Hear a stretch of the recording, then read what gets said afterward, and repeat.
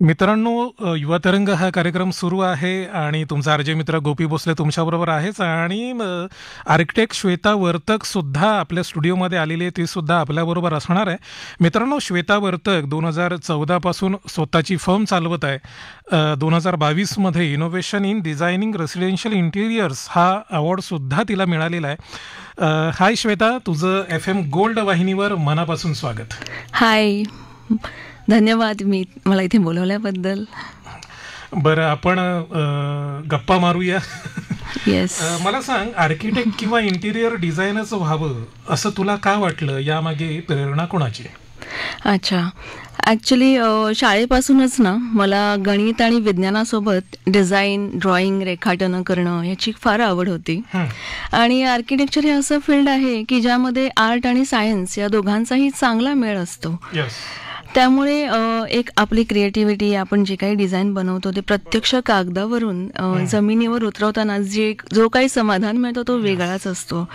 आणि कसं आपण लोकांसाठी वेगवेगळ्या क्रिएटिव्ह उपयुक्त अशा स्पेसेस बनवतो, ती ही एक सामाजिक जबाबदारी सुद्धा आहे. प्रेरणा म्हटलं तर निसर्ग हेच आपलं फार मोठं प्रेरणास्थान आहे. नक्कीच. आणि फेमस आर्किटेक्ट्स आहेत, त्यांची कामं आहेत, त्याच्यातूनही मला वेगवेगळी अशी प्रेरणा मिळते डिझायनिंग करताना. कोणाची नावं घेशील जर आदर्श म्हणून आपण म्हणूया की आर्किटेक्चर? FLW आहेत, झहा हदीत आहेत, यांची कामं मला फार आवडतात. आपल्या भारतामध्ये सुद्धा संजय पुरी यांची कामं मला आवडतात. तर ते सुद्धा माझे प्रेरणास्थान आहेतच. आणि त्यांच्या पावलावर पाऊल ठेवून तू पुढे मार्गक्रमण करतेस.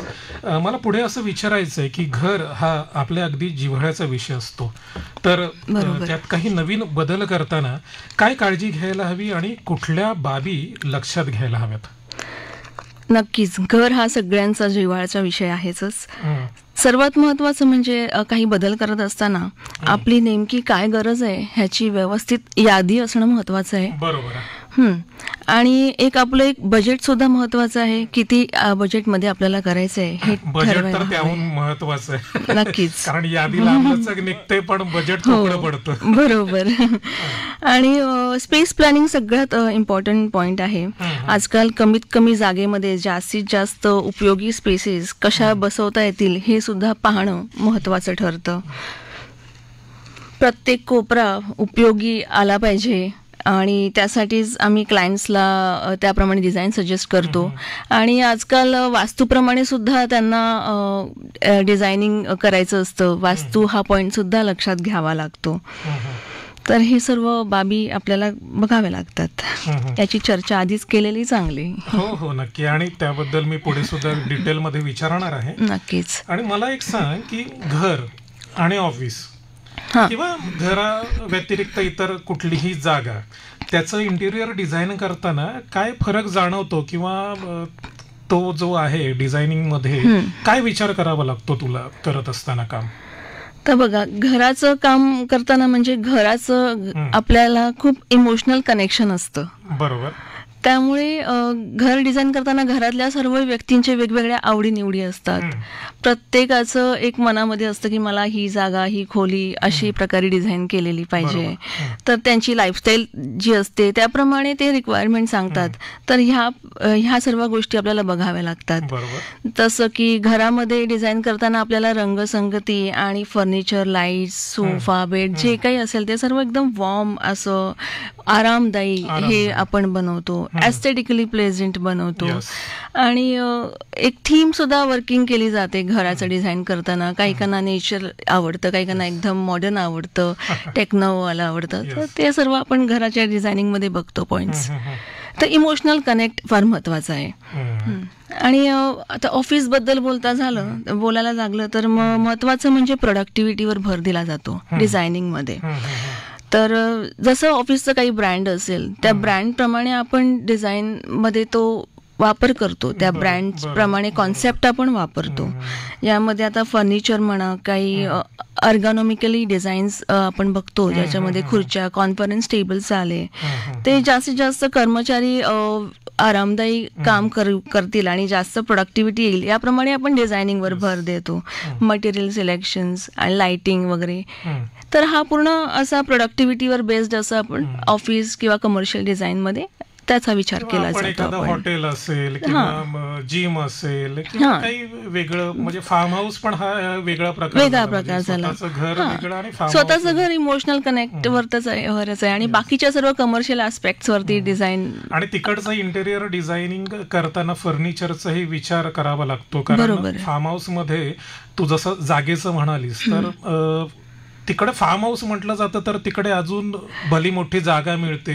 त्यामध्ये क्लायंटच्या रिक्वायरमेंट अशा असतात की मला अंगणामध्ये झोपाळा हवा. नक्कीच. आता त्यांना फार्म हाऊस पडल्यानंतर एकदम असं वेकेशन फिलिंग, म्हणजे बाली हाऊस म्हणा, असे वेगवेगळ्या कॉन्सेप्टचे असे हाऊसेस हवे असतात. तर हा नक्कीच फरक आहे आणि तो फरक दिसतो, कामामध्ये पण दिसायला हवा आणि त्याचा विचार तुम्ही. मित्रांनो, खूप चांगली गोष्ट. मित्रांनो, 100.1 मेगाहर्ट्झवर तुम्ही ऐकताय मुंबई आकाशवाणीची FM गोल्ड वाहिनी आणि तुमचा आरजे मित्र गोपी भोसले तुमच्याबरोबर आहे आणि आर्किटेक्ट श्वेता वर्तक सुद्धा आपल्याबरोबर आहे.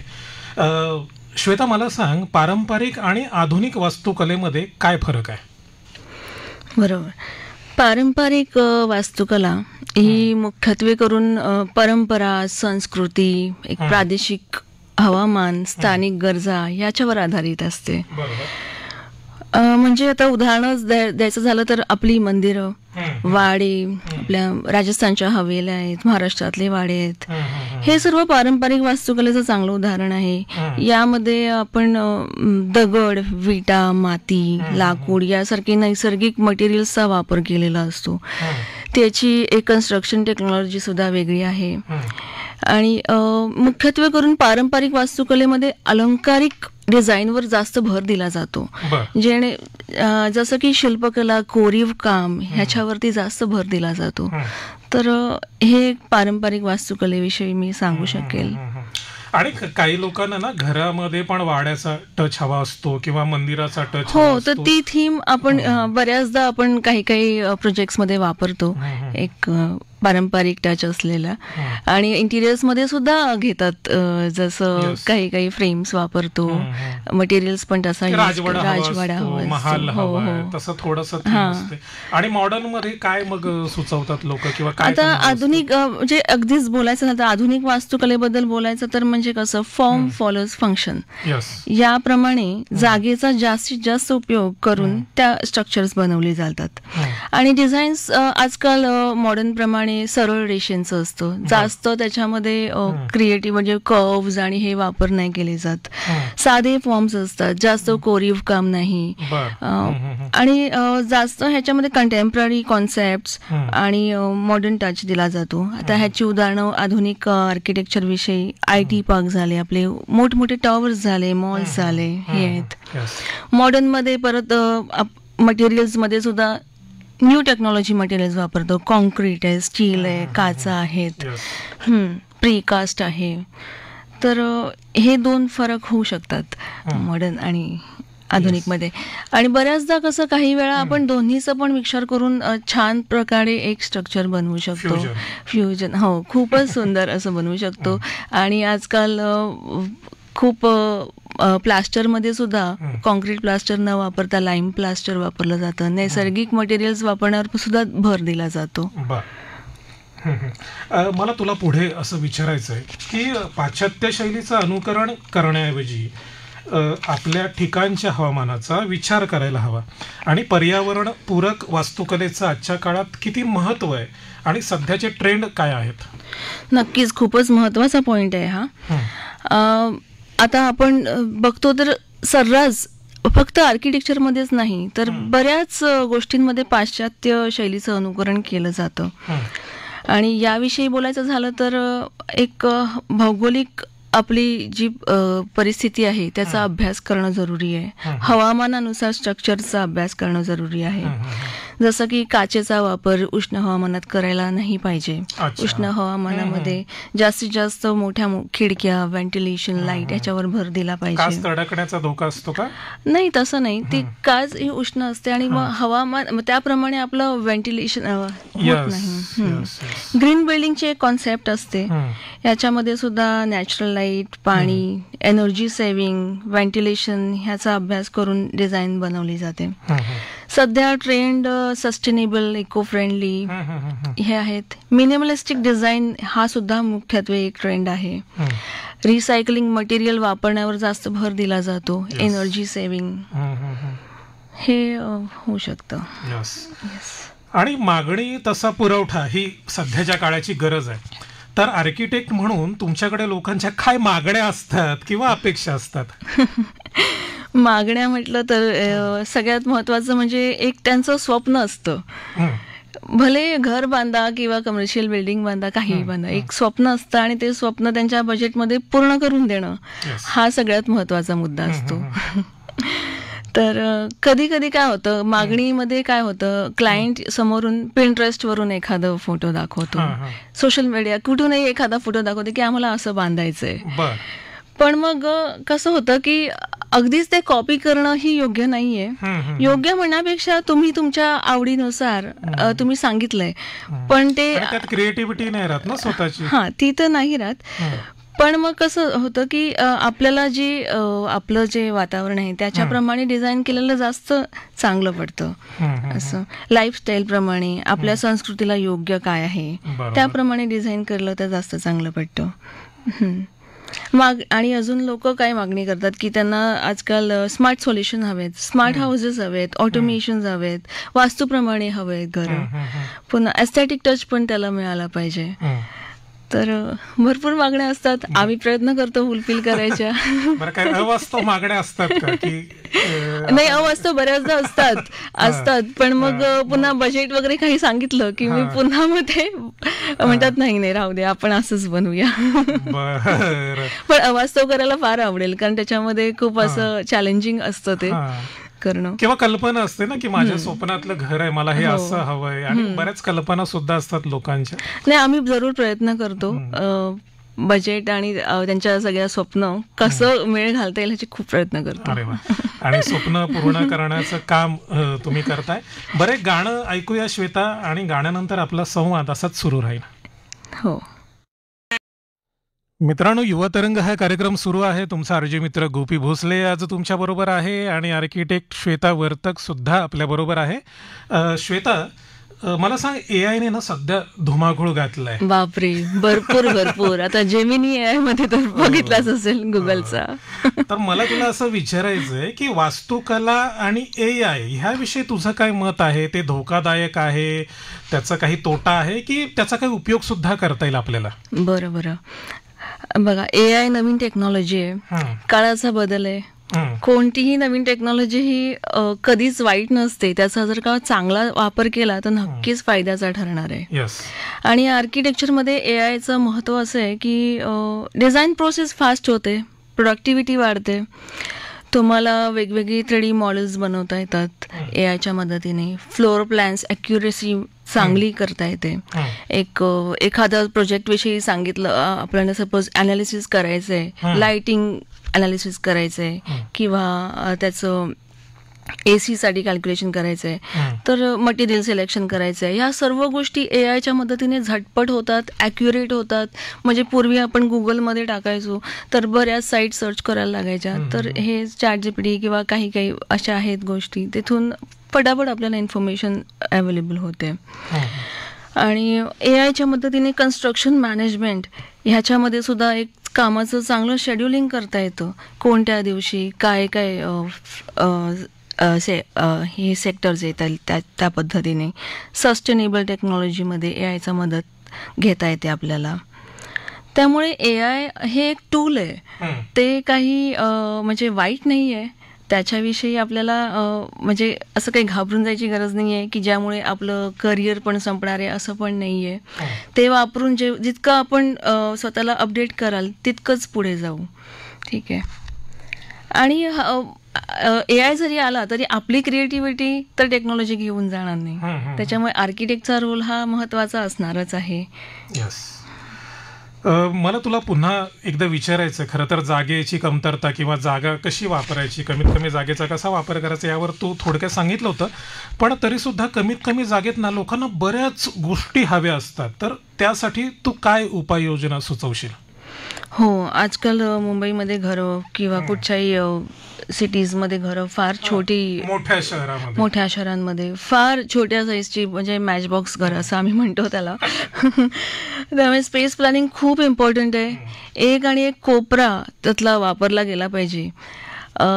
घरातल्यांची तर इतकी स्टोरेजसाठी तर इतकी त्यांची मागणी असते की आम्हाला सगळीकडे स्टोरेज हवंय, आणि ते महत्वाचं आहे, आहेच महत्वाचं, पण करून महिलांना. हो हो नक्कीच.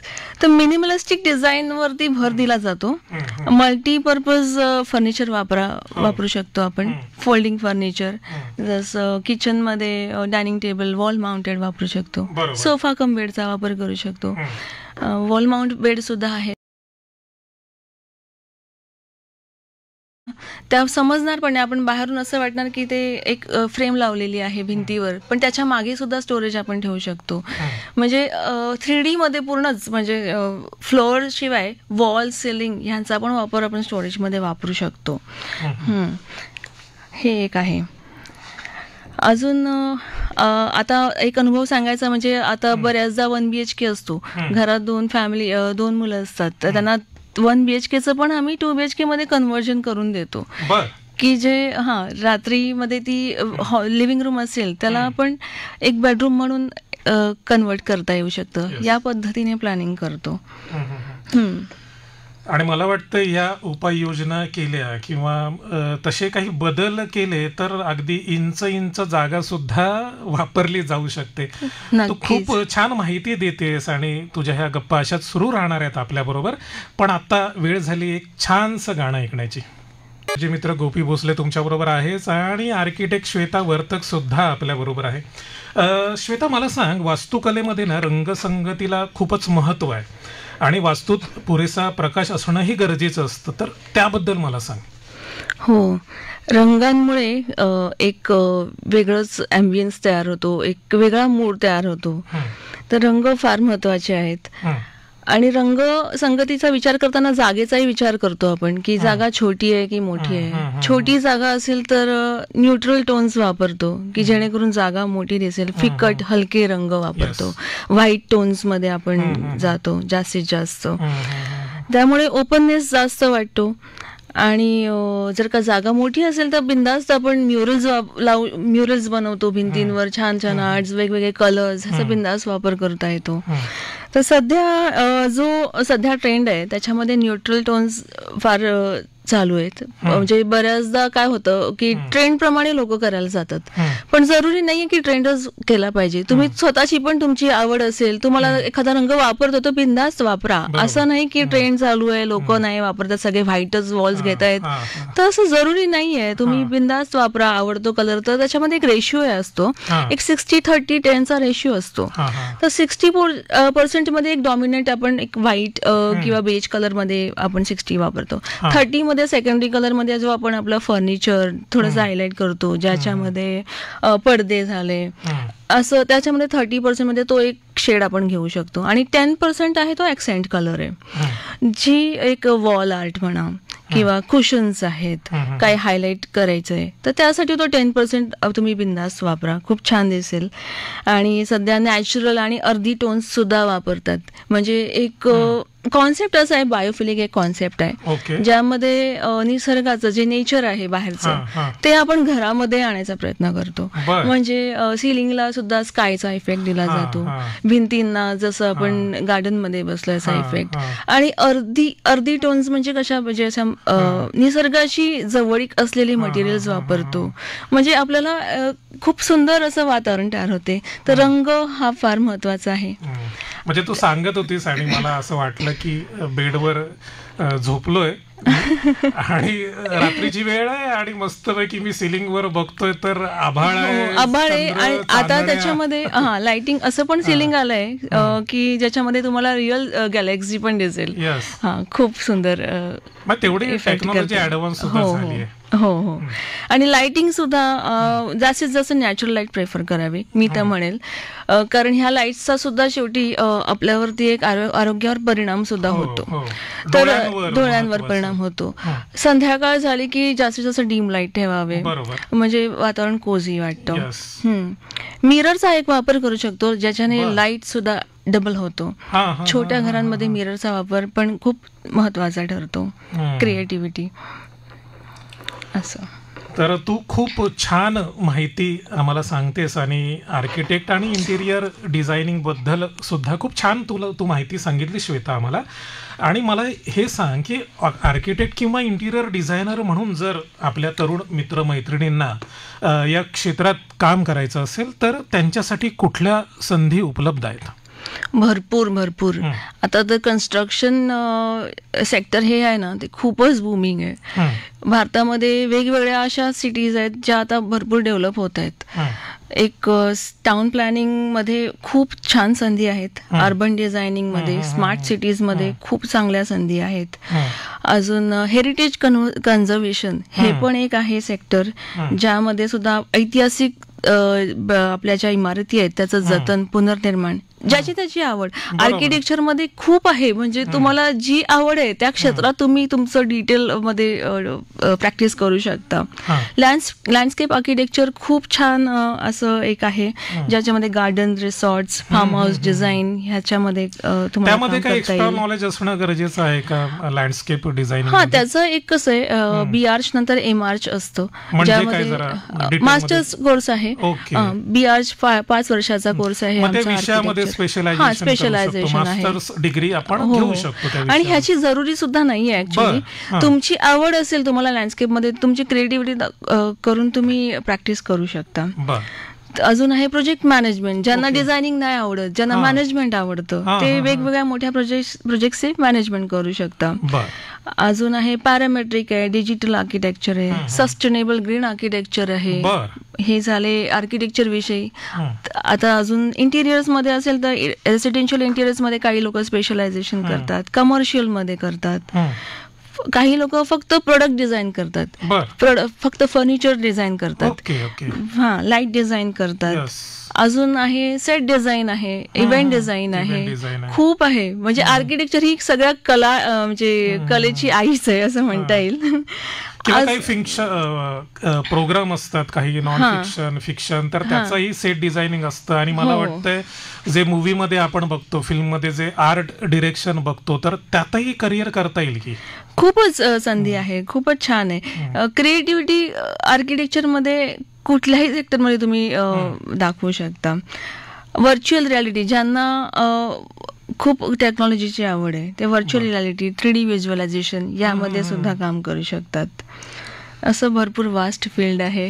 म्हणजे थोडक्यात ना याला काही मर्यादा नाही. आणि मला तुला असंही विचारायचं आहे की आर्किटेक्ट किंवा इंटिरियर डिझाईन करत असताना चित्रकलेमध्ये गती असायला हवी का ग? म्हणजे चित्रकला यायलाच हवी, किंवा मला जर चित्रकला येत नाही, काढताच येत नाही चित्र, डिझाईनच करता येत नाही, मग मी इंटिरियर डिझाईन करू शकतो का, किंवा आर्किटेक्चर होऊ शकतो का?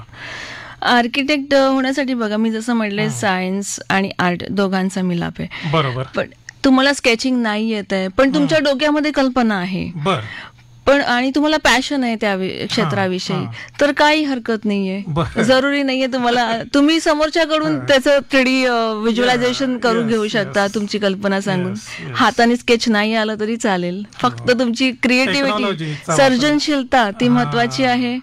पॅशन असणं महत्वाचं आहे. अगदी अगदी लाख मोलाचं सांगितलंस की क्रिएटिव्हिटी महत्वाची आहे आणि पॅशन महत्वाचं आहे. बरं, खरं तर आता वेळ झाली इथं थांबण्याची. तू स्टुडिओत येऊन आमच्याशी छान संवाद साधलास. वास्तुकलेसंबंधीची उपयुक्त माहिती तुझ्याकडून मला सुद्धा मिळाली आणि आपल्या मित्रमैत्रिणींना सुद्धा मिळाली. त्याबद्दल तुझे मनापासून आभार. खूप खूप धन्यवाद. मला सुद्धा आवडलं इथे गप्पा मारून. Yes, thank you so much.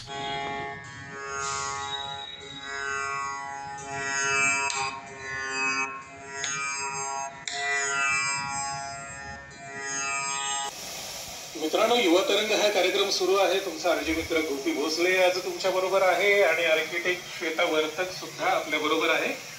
Shweta, मला सांग, एआय ने ना सध्या धुमाकूळ घातलाय. बापरे, भरपूर आता जेमिनी आहे.